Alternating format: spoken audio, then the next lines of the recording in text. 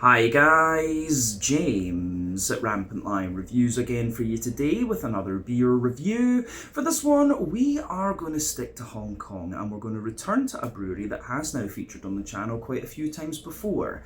Now, these guys are actually the oldest craft brewery in Hong Kong, so they're very well established and very well respected. They've had quite a turbulent history though, but these days they're doing some very nice drinkable beer, I would say. But the one that we're going to have a look at today is at the heavier end of the spectrum. It's a style that I know this brewery can do very well, and this particular beer is one of a kind of series of beers that they release every year, and they're always really well anticipated. And from what I understand, this particular version that we're going to kick off with is a bit different compared to what they've done in previous years. So needless to say, I'm very, very curious to see what this beer is going to have in store for us. Hopefully it's another good beer, hopefully it makes for an interesting review, and as always, I hope that you guys watching enjoy my take on this one as well. So yeah, for this review then, we are going to stick to the Hong Kong SAR like I said. We're going to go over to Hong Kong Island to Chai Wan, which is on the eastern side, if I'm remembering the shape of the map correctly,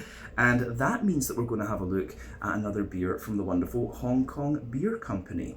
So this particular beer is Mai Po. To be specific, this one is the 2024 brown label one.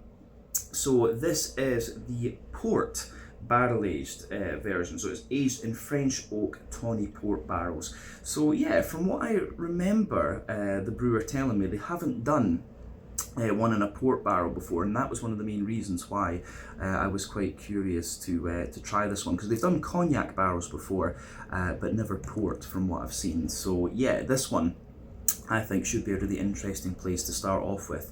The last one I did under the Mai Po name was the original blue label one, I think, the kind of regular bourbon barrel aged one, and that was a really, really nice beer actually. So I'm very curious to see what some of the other versions are like, and I've got another two of these that you'll see reviewed over the next little while. So yeah, I'll need to check the exact name of this beer so that I get the title of the video right, but for the moment I'm going to call this one the Mai Po Brown Label 2024 Vintage. So yeah, let's crack on with this one then and see how we get on. A 12.5% port barrel aged Imperial Stout from Hong Kong Beer Company in Chai Wan on Hong Kong Island. So, as always with my reviews then, I'll tell you a little bit about the brewery before we taste the beer. If you want to get straight to the tasting though, just fast forward. All the usual links can be found in the video description below. That's the brewery website, the link to my other reviews that I've done from Hong Kong Beer Company before, and we will no doubt add more to that list as time goes on. But there's all the usual social media down there. If you want to see more reviews, do please consider subscribing to the channel. The support that you give is massively appreciated. And remember, you can go into the channel homepage and search for beer using the geography tagging system. So just go in there, use the little search bar, put in your hometown, state, county, province, whatever you like. If I've reviewed beers from the area that you search for, they will pop up. Failing that though, you can check out the playlist of beers from different countries. You'll find this one in the Hong Kong playlist along with a number of other things. That's being added to very regularly, of course, because this is where I'm based, but do make sure you check out the playlist of beers from other countries and things as well. So yeah, let's go on to my brewery notes then, and we'll see the history of Hong Kong Beer Company, because it is pretty interesting, this one. So yeah, the history of Hong Kong Beer Company goes back to 1995 when the company was established as South China Brewing Company. So the man behind this first iteration of it was David Haynes, who's originally from Colorado and is a clinical psychologist by trade, but also a big beer enthusiast. So his wife worked as a China analyst in one of the big financial firms, and she encouraged him to kind of go for it and follow his hobby, and found his own company. So he went to the US to visit different microbreweries and do some fact finding basically, and around this time he encountered a man called Peter Bordeaux, who was the president of Sazerac, a major American beverage distributor. But after asking a lot of questions, Peter actually decided to help finance the startup of South China Brewing Company. So it took about a year to navigate the Hong Kong bureaucracy, but they managed to get the legal right to brew beer, and they opened the brewery in the Vita Tower in Aberdeen on the south of Hong Kong Island. So they released their first beer called Crooked Island Ale, and this beer just kind of spread by word of mouth to different pubs throughout Hong Kong, and from what I gather, the expats and some of the locals really quite liked it. But the brewery had a few years of success, but then it really started to sputter and it became a contract brewery. So the company was then acquired by Harmony assets in 2003, and the name was at this point changed to Hong Kong Beer Company. And Harmony distributed their beers through their bar chain El Grande, but production was only around 120,000 litres per year by 2009. And the quality of the beer apparently continued to kind of stutter a little bit, and eventually they ended up contract brewing as well. A bit later in 2013, the brewery was purchased by Devon Otto Kimball and Daniel Flores, who are the team behind Brewworks, a brewery and restaurant down in Singapore, and they stayed involved with the company until 2020. But under their guidance, the brewery was completely revamped from the ground up. They brought in brewmaster Simon Pesh, who had previously worked for Pyramid Brewery in Berkeley Oval in California, and he stayed with the company until 2018. But they relocated to Chai Wan on the eastern part of Hong Kong Island, and there they're operating a 20 US barrel brew kit, which is around 3,200 litres, and this is from JNVW Systems, and today they're producing in the region of 600,000 litres of beer per year. But there was another change in ownership in 2020, and the current brew team is headed by Philip Rankmore and Matt Bradley under the guidance of James Waters. So Philip is from Sydney down in Australia. He studied chemical engineering, but he later gained his brewing diploma from the Institute of Brewing and Distilling before going to work in South Korea for Goose Island and then Budnamu as well. But he also spent time teaching brewers in Korea and Hong Kong as well, from what I understand. But like I said, over the last couple of years, Hong Kong Beer Company have really focused on just making nice, sessionable and drinkable beers. If people ask me about Hong Kong Beer Company, they've got the likes of Hazy Days in there.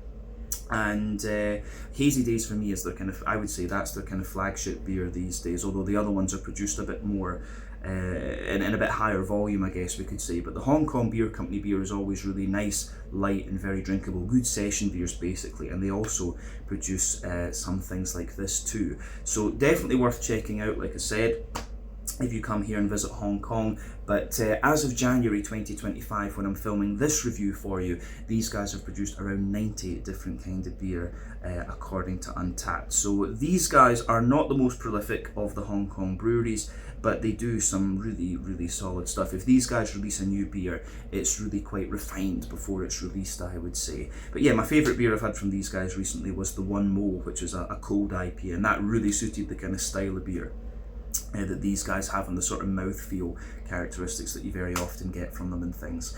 But yeah, that is everything I can really tell you about Hong Kong Beer Company for the moment. If you want to learn more about these guys, you can check out the brewery website, you can follow them on Facebook and Instagram to keep up to date with all the latest goings on, and you can check out the Rate Beer, Untappd and Beer Advocate pages to learn a little bit more about all the different beers that these guys have done. So yeah, let's go on then and actually have a little look at the beer itself. Nice to return to Hong Kong Beer Company after what feels like a good little while actually. I think it was September or so that I reviewed the One Mo Cold IPA for you. But yeah, you can see the nice label art on this one. You'll find this on pretty much all of the MyPos. The bit where it's different is of course this kind of top label. So you can see the nice kind of brown bit there. There is your Hong Kong Beer Company bottle cap on this one. I think maybe need to move the light a little bit there, filming this one late on in the evening. But yeah, it's a 330ml bottle. This is one that I bought at the wonderful Craftissimo over in Sheung Wan on Hong Kong Island. Great selection of beers and always some good Hong Kong stuff there as well. Akil, lovely guy, talk to him if you go in.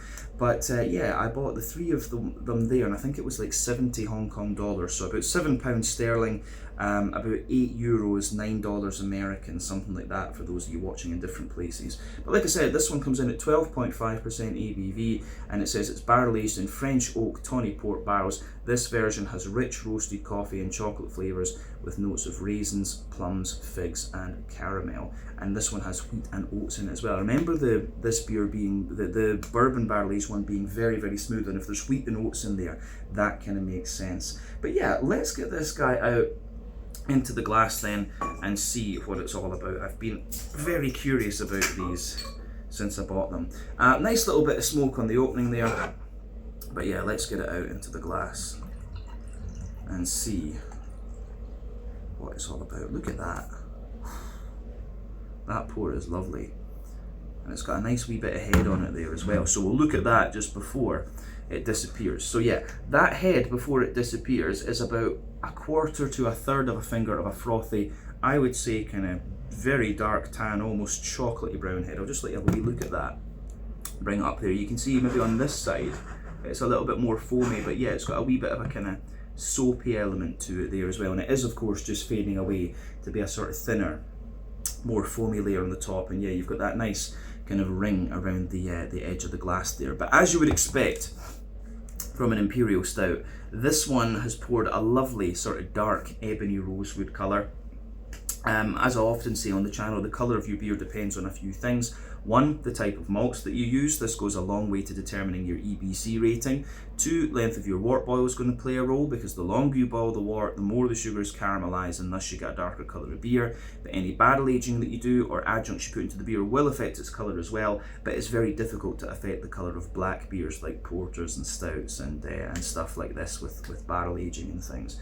But yeah, not too much in the way of visible carbonation with this one, which you'd kind of expect, to be honest. And you can see the head has just faded away to be a very kind of thin, wispy, foamy layer, and you've got that ring around the edge of the glass there as well. But yeah, you kind of expect that. Higher ABV Imperial Stouts kind of yeah, they just sort of lose their head quite easily, to be honest with you. They just don't retain it that much. But yeah, I think we've said everything we really need to about the appearance of this beer.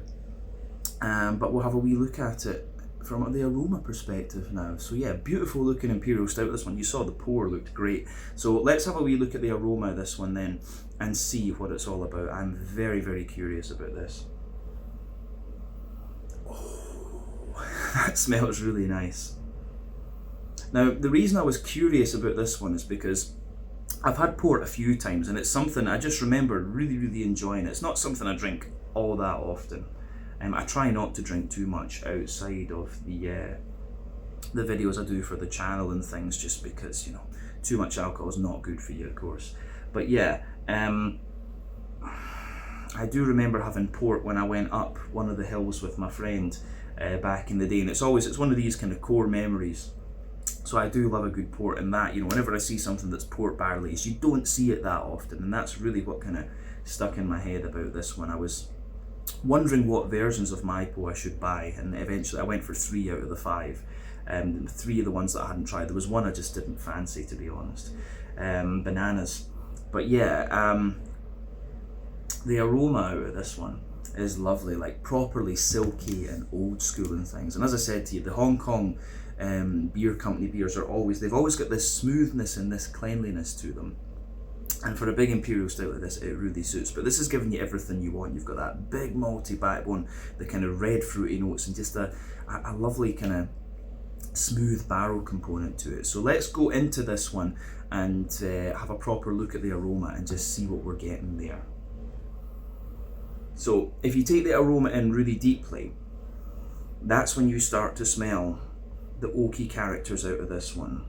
And the thing that's interesting for me is, I've often said, when it comes to these big barrel beers, for me, European oak is just a little touch kind of drier than American oak. American oak is very smooth and you get more vanilla out of it. You really get that very nice, yeah, you really get that very nice kind of vanilla, you get that nice dry oaty note out of this one, and just a wee tiny touch of the vanilla.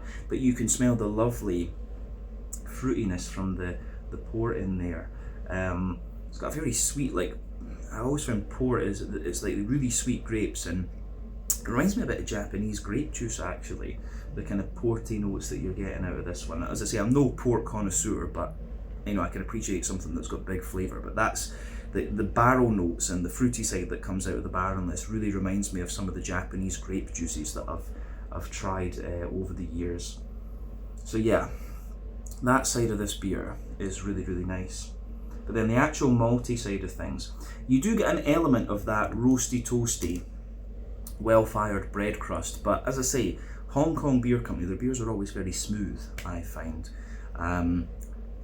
So yeah, you do have a little bit of that roasty, toasty, well-fired thing, but it's kind of like very refined. It's more like the kind of slightly charred edge of like a chocolate cake or something. You know, that little bit of stuff that sticks to the baking tray when you take your muffins out or whatever. The toasty backbone of the beer is kind of like that. But yeah, the malty side of this one, I can see why they say coffee, but the sort of coffee-ish notes that you get out of it aren't complex enough to be like straight up coffee beans, I would say.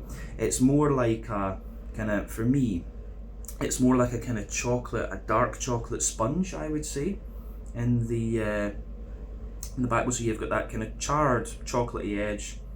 The charred chocolatey edge is in there. Then you've got a kind of like chocolate spongy character as well.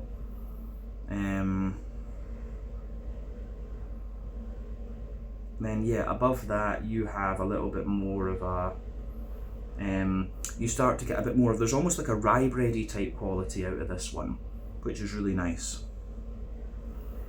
And then yeah, you start to get the brown sugars in there. So there's a bit of a toasty brown sugar in this one, but there's also a wee bit of like a, I don't know if leather's the right word, because usually when you've got leathery brown sugars, that's the sign of there having been a longer wort boil. And I don't get the impression from this one that the wort boil has been overly long, because the brown sugars are actually quite bright rather than being kind of drier and more leathery, like I said. So this one, you've got the toasty brown sugar. There is an element of leathery character to it. I'd love to know how long the wort boil in this one was. But yeah, above that you do start to get the kind of sweeter, oily caramel. There's some like treacle molassesy type notes in there as well. And you've also got, there's a wee hint of like a kind of biscuity, like there is a little bit of that McVitie's digestive biscuity sort of thing coming out of this one. Definitely some nutty characteristics as well, but those are quite subtle, I would say. Walnut, maybe a good one to describe. Walnut I've always found is quite subtle. My grandpa used to love walnut. So yeah, there's a wee bit of that going on, but I don't know if there's too much else to say about the malty side of things, to be honest with you. I think we've covered quite a little bit of it. Yeah, it's nice. Again, beautiful aroma out of this beer. The yeasty character at the back of the nose is quite interesting. For me, it's a little mix of like, if you take it in really deeply, it's got a mix of a kind of like brown rye bready sort of character, but also a wee bit of like banana bread. Yeah, at the back of the nose, definitely there's a wee bit of like a sweet banana bread or a bit of a kind of rye bready type character coming out of it. So yeah, the way that all of that kind of goes together in this one, I think, is really quite nice.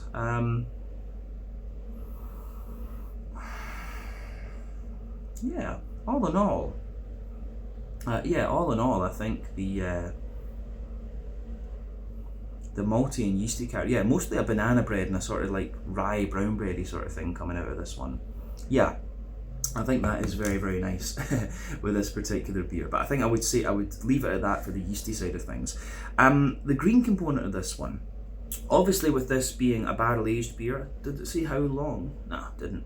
But yeah, when it comes to Imperial Stouts, they're not the most hop-forward style of beer in the first place, plus the barrel aging is also going to mean the hoppy character drops out a wee bit, and of course the longer you keep the bottle, that effect is going to be amplified. I still, at this point, and I'm drinking it I think a couple of weeks after it was released, this one still has a little bit of that green component to it. I mean, there's a little bit of smooth earthiness, wee bit of floral note, wee bit of kind of grassy zestiness as well.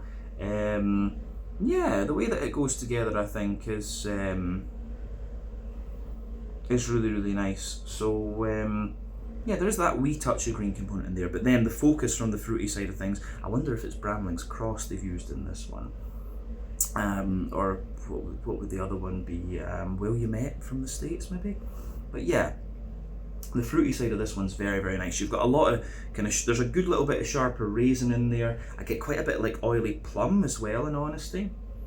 They say figs on the bottle as well. I would definitely agree with them there.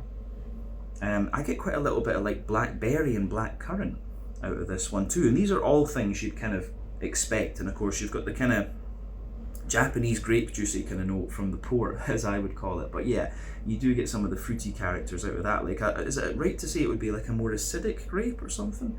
I don't know. But yeah, the aroma of this beer is absolutely lovely. So as I always say, take a wee bit of time to enjoy the aroma of the beer before you get stuck into it. And again, it's not often you'll come across something that's port barrel aged as well, especially out in Asia, I would think.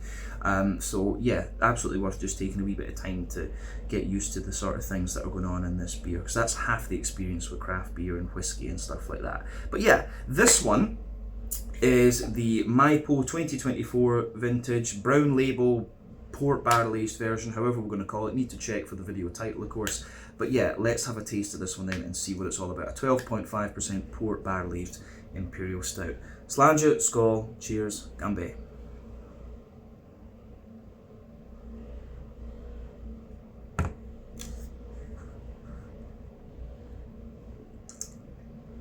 Oof. That's awesome. Yeah, I think out of all the Imperial Stouts I've tried from every country and things like that, the thing that really impresses me about this one is that I don't think I've come across anything that is smoother than these Maipo beers. And again, that seems to be Hong Kong Beer Company's trait, is just very, very, very smooth beer. Yeah, beautiful beer once again. The original Maipo, the bourbon barrel aged one, was great. I think it's nice that they keep doing that one every year just to kind of keep a reference, but obviously they tweak the recipe a little bit every year. But this one is lovely. Gives you everything you'd want, just so smooth, and all. The focus on this one for me, of course, with the flavour is the aftertaste and how everything evolves out of it.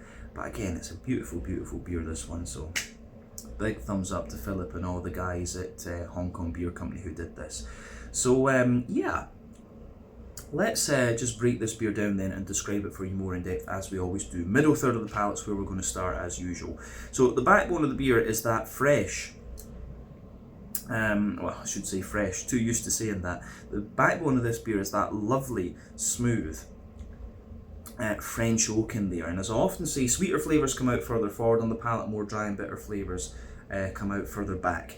So with the oak, you can feel that it's very, very smooth further forward on the palate, but then it dries out the further back that you go. So you can feel that in the sort of barrel backbone of the beer that you have. So if we focus on that middle third of the palate, you can feel just a little bit of, there's a little touch of vanilla further forward within the oak on that middle third of the palate, but then yeah, further back it's a wee bit drier, and you can feel that nice little bit of, yeah, you can feel that nice little bit of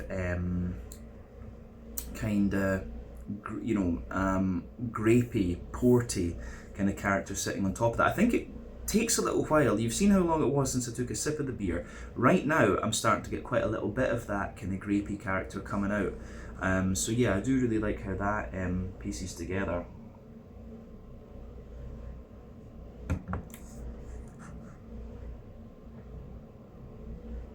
And when you take the beer in, of course, you do get quite a little bit of that porty character out of it as well, and it fades away. Then you start to get the more stouty type qualities. Then of course into the aftertaste you get more of the barrel, a little bit of vanilla, and then that layer of kind of, you know, great, juicy, grapey, porty character, which is, as I say, really, really lovely. I love the barrel character of this. I like cognac barrels, and I like, yeah, I love cognac barrels and I love port barrels actually. It's not something you come across too often, but whenever I've had a port barrel aged beer, I've always really enjoyed it. One of the other versions of this, I want to say the purple one, is actually cognac barrel aged, so I'm looking forward to that as well. But yeah, let's go on to the malty part of the beer then. So the beer does have an element of like a roasty, toasty, kind of well-fired bread crusty note. There is a little smattering of that above the kind of grapey notes, and that comes out into the aftertaste as well. Above that, you have a sort of rye bready kind of layer. So yeah, there is a little bit of a rye bready sort of note coming out of this one. Then above that, you start to get the kind of chocolate sponge cake character. And it's quite a dark chocolate sponge for me actually. So that's interesting. So yeah, toasty, well-fired bread crust, rye bread, dark chocolate sponge, and then above that you start to get the actual chocolatey side of the beer.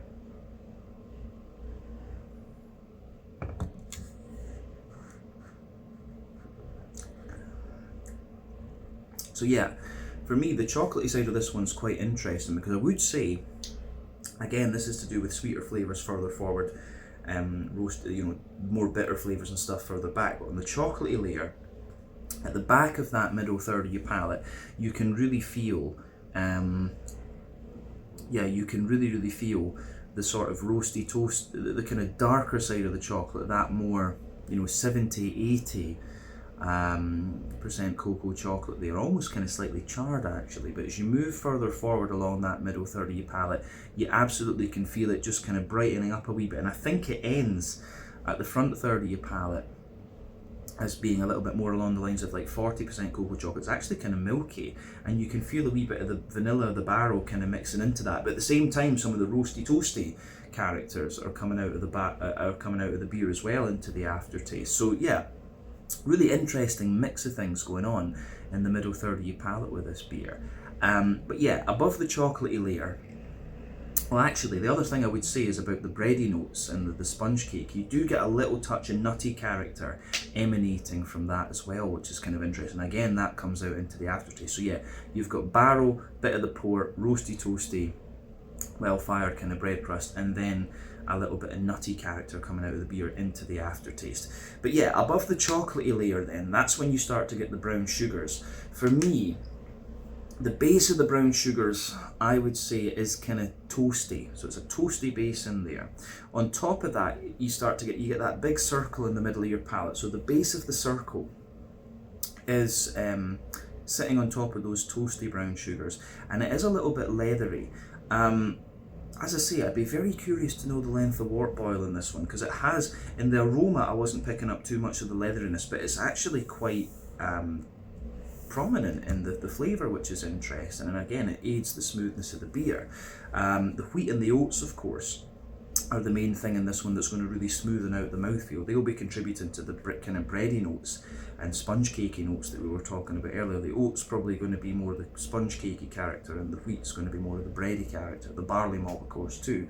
But yeah, in the dead centre of your palate, you get the more oily circle sitting above that there, which is it's got a bit of like sweet. The bottom layer of that's a little bit more kind of sweet, butterscotchy, butter candy, and the dead centre is your straight up kind of sweet caramel. I don't know if I would go as far as saying treacle and molasses with this beer. It's actually very bright in terms of its brown sugary character, but I think that suits the barrel in here.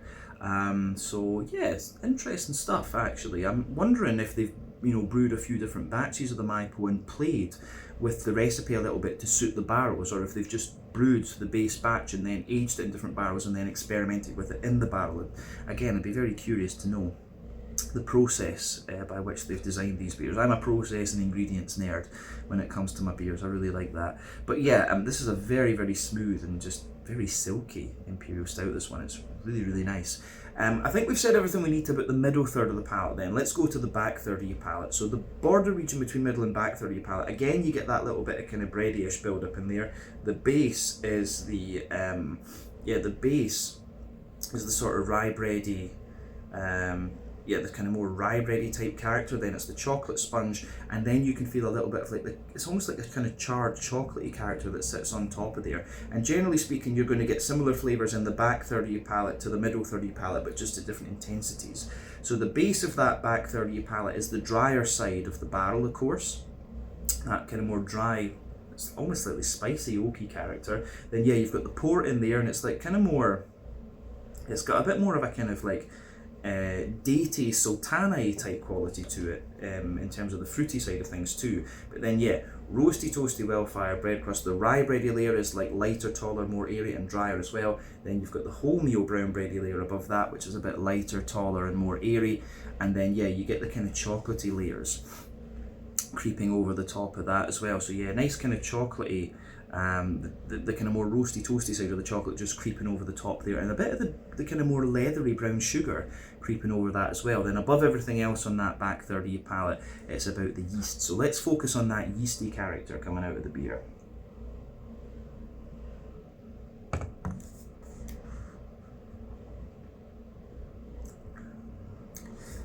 Yeah, for me, the yeasty side of this one is really interesting. At its core, it's a very sweet, dense, kind of like a sweet, dense, rye bready sort of character.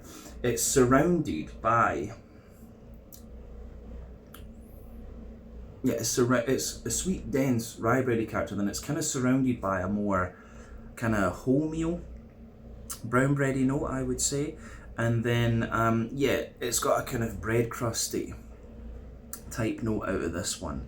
So yeah, you have got a bit of a toasty bread crust around the edge. Yeah, sweet, dense rye bread in the middle, more wholemeal, but still quite sweet brown bread. Then yeah, toasty bread crusty characters on the edge. But yeah, for me, this beer, I would say, it's yeah, definitely the back third of your palate, you can feel the flavour is taller, and then as you come further forward into the middle third of your palate, it just kind of, the flavours just kind of condense down and squash together that wee bit more. So yeah, definitely this beer, when you take it in, it shows you a little bit of a more kind of sweet, juicy, fruity kind of character from the barrel.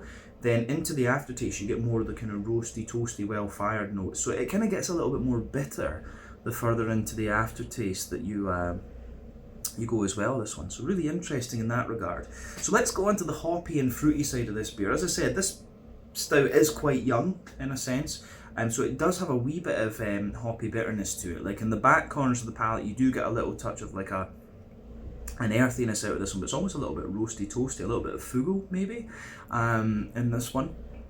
English hop that gives that sort of ashy character, but yeah, wee bit of that going on. As you move further forward, you can feel the earthiness and slightly herbal character come out of it, and as you reach the kind of front corners of your palate there, it is a little bit more floral. I really do wonder if it's English hop in this, that sort of the way the earthiness and the herbally note is, and the floral notes too. But round the front curve of the tongue, Bramling's Cross maybe, round the front curve of the tongue, you do have that little bit lighter of lighter grassiness in there, and it's slightly oily as well, I would say. So yeah, I don't know if there's too much else to say about the green component. I will say again, the green component in this one is very, very smooth actually, and those hops will drop out of this beer the longer you keep the bottle, and it is barrel aged, so that effect has already started. But yeah, let's focus on the front third of your palate with this beer then. So the border region between front third and middle third of your palate, you get that nice little bit of kind of bready build up in there. You've got again the kind of brown, the sort of rye bready character, brown rye bready character on the base, then the sort of chocolate spongy note above that, and a wee bit of the toasty, slightly charred chocolate. But yeah, the base of that front third of your palate is the smooth, oaky kind of character. Then you've got the nice little bit of porty spirit, well not spirit, the porty wine coming out of this one. It is very, very sweet actually on top of that. But then yeah, roasty, toasty, well-fired bread crust, rye bready notes, a little bit of a wholemeal brown bread, the chocolate sponge, and then yeah, you can feel like a little bit of the kind of chocolatey layer and the more leathery brown sugary notes going on top of that. Then you get that nice oily bubble where the juicy fruity esters roll their way out of the beer. So let's have a wee look at that kind of juicy fruity side of things with this beer then.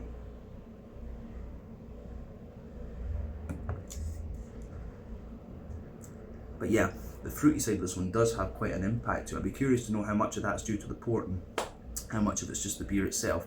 But yeah, the yeah, if you go to the back of that front third of your palate, if you go there, you definitely get that little bit of yeah, I would say you've got that little bit of raisiny sharpness on top. Underneath that, you get some kind of juicy plums, and there is a little bit of a kind of sultana-y, datey kind of note underneath that comes out more into the aftertaste. But yeah, as you move further forward, you've got nice sort of oily figs, and then yeah, a wee bit of like you've got a wee bit of a kind of black curranty. Yeah, there's a bit of black currant. There's a bit of oily blackberry, and then into the aftertaste, the front half of your palate really becomes more of yeah, black currant, yeah, or blackberry. No, so sorry, yeah, you have raisins at the top, or if you go to the back of that front third of your palate, raisins at the top, juicy plum underneath, then it's a kind of datey, sultana type character. As you reach the middle of the front third of your palate, it's more sort of figgy, oily and figgy. Then yeah, the base the base of that front half of the front third of your palate is more kind of sharper blackberry, but into the aftertaste it's more juicy kind of black currants. I think that's a good way to describe it. So yeah, as I say, I think I'd be curious to know the hop in this one, but I think a bit of Bramlin's Cross and maybe a bit of Fugel in this, in all honesty. So yeah, I think that covers everything we need to say about the flavour. Let's round off then with a wee look at the mouthfeel. As I said, this one is very, very, very, very smooth, and that's the trademark of Hong Kong Beer Company in my opinion. So for me, especially for a barrel-aged beer as well, this is, you know, even for those, this is very, very smooth. It's almost like nitro smooth level.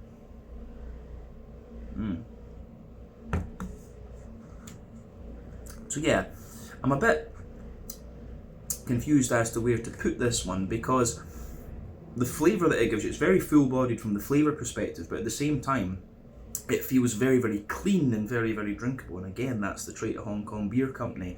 So the carbonation is so smooth in this one, almost non-existent actually. But yeah, I think I would place this one sort of bottom end of full-bodied, very smooth carbonation, like I said, a very clean but very silky, smooth mouthfeel, almost nitro level, if it wasn't for the cleanliness of the water that this kind of beer has. IBU-wise, I want to say this is maybe 60 or 70 IBUs. It doesn't, I think 70, because it does get more and more bitter into the aftertaste. You get more roastiness out of the malt, and you do get more bitterness out of the hop at this stage. Obviously that'll change over time, but the malt base, as we said, dry and roasty underneath, smooth in the middle, a nice kind of smooth sweetness sitting on top of that, and then yeah, you've got some lovely sort of fruity notes out of this one as well. So yeah, I do like how this one,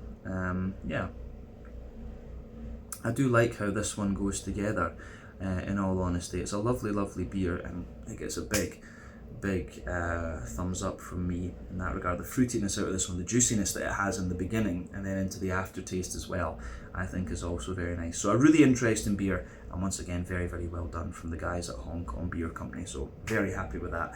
Let's leave it at that for this one. This was the Maipo Brown Label Port Barrel Aged 2024 edition from the wonderful Hong Kong Beer Company in Chai Wan over on Hong Kong Island. You'll see another 2 beers from this series reviewed very, very soon, but this one I really, really liked.